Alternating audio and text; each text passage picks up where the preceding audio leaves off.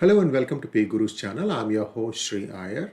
Today Sridhar Chityalaji has a sore throat, so he will not be able to join us. And today is episode number 86, January 29, 2021. We have a lot of items to cover and we are going to straight go to our news items. Here we go.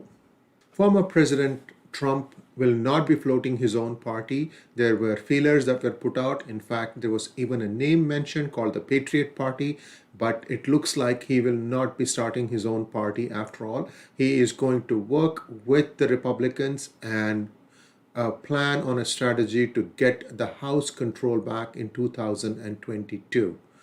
Trump met with Kevin McCarthy, the House Minority Leader for the Republicans at Mar-a-Lago, and discussed a number of topics, including this one. Now, President Biden quotes yet another disastrous path to create a commission to examine possible reforms to Supreme Court and federal judiciary. Franklin D. Roosevelt had tried this in the 1930s and he did not succeed.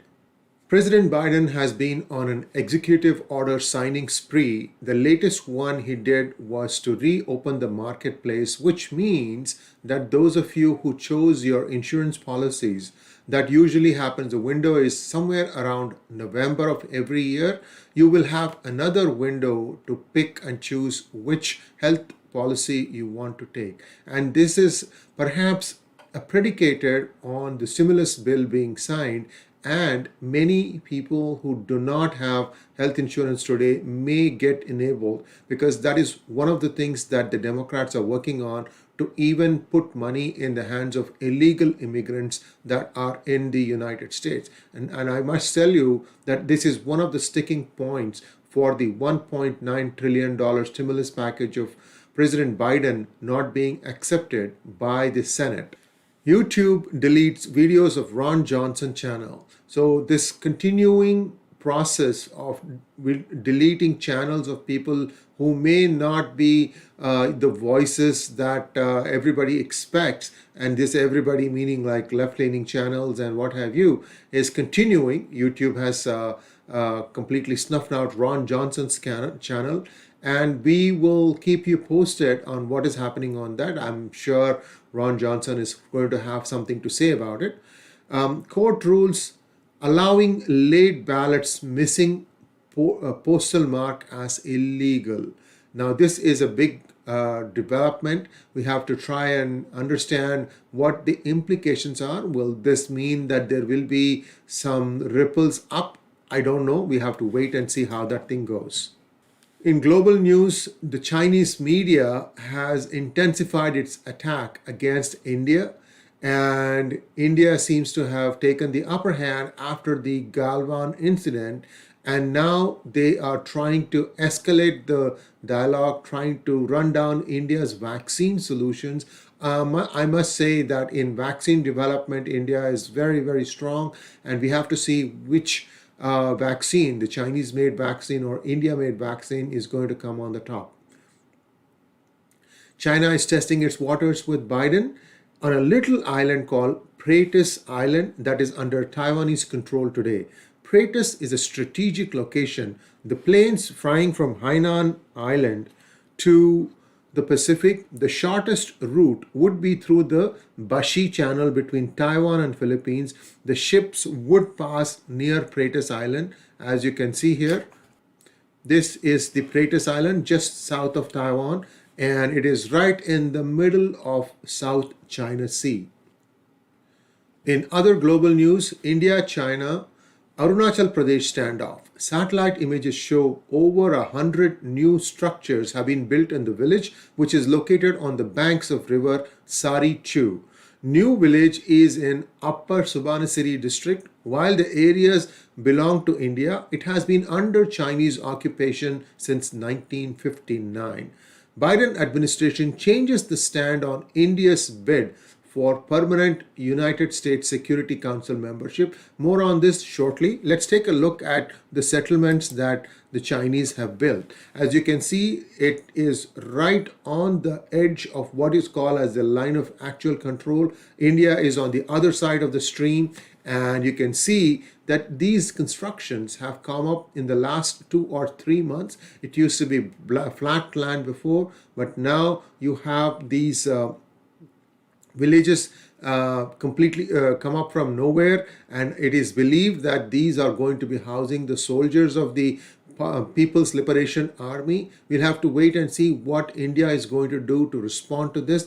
From what we know, India has been fortifying, building garrisons all along the line of actual control. So there is some measures and countermeasures that India is taking, but it is expected that once the snow melts, there will be action along this line of action, actual control. It is not known where. The flashpoints are all along the control. It could be in Uttarakhand, it could be in Ladakh, it could be in the place where Bhutan, Tibet and India join. It could be in Arunachal Pradesh. So we will have to wait and see how things develop. In other global news, as I was saying, India's permanent membership in the United Nations Security Council is being opposed by people of what is euphemistically called the Coffee Club. That consists of member nations such as Italy, Pakistan, Mexico, and Egypt. Needless to say, the Minister of External Affairs, Subramaniam Jaishankar, has his work cut out as he tries to bring all these countries down to his point of view to allow India to become a permanent member of the United Nations Security Council. Prime Minister Modi addresses World Economic Forum outlining the priorities. Jack Sullivan, the National Security Advisor to President Biden, holds discussions with Ajit Doval, India's NSA chief. Islamic terrorist convicted of beheading the United States journalist Daniel Pearl goes free in Pakistan. And more will be covered on this in the future episodes. In the global markets, and we are going to talk about this in some detail on Monday when Sridhar Chityalaji is back. For the full year, the United States GDP contracted at a 3.5% annualized rate. This marked the first contraction in economic activity since 2009 and the biggest drop since 1946. On Thursday, the Dow Jones Index rose 300 points thanks to gains in Disney, Intel, and American Express. The S&P 500 climbed nearly 1%.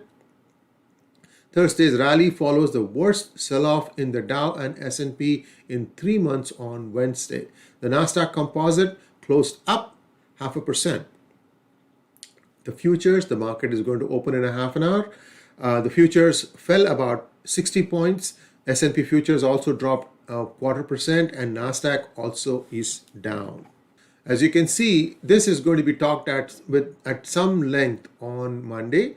The public debt of the United States from December 2019 to December 2020 has grown from $23,000 billion, which is 23 trillion, to almost 27.9 trillion in just 1 year. So it has grown by close to 4.9 trillion in a matter of 12 months. It is a matter of concern as to how the United States is running up its debt, notwithstanding the fact that there is a pandemic, and it has to be seen how the Democratic dispensation under Janet Yellen is going to make sure that this does not result in inflation or in jobless growth.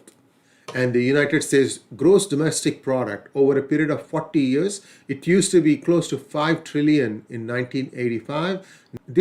Now it is around 20 trillion. It has, if you can see there, you can see that 2021, we are starting at almost the same level as where we were 2019, which means effectively the growth for 1 year has been completely lost, and it will have to restart growing. And it is expected that by 2025 that the United States economy would be 25,000 or 25.78 trillion. And that brings our news segment to a close. Thanks for watching. Please do not forget to subscribe. And Sridharji, as I mentioned before, will be back on Monday. And until then, have a nice weekend. Namaskar.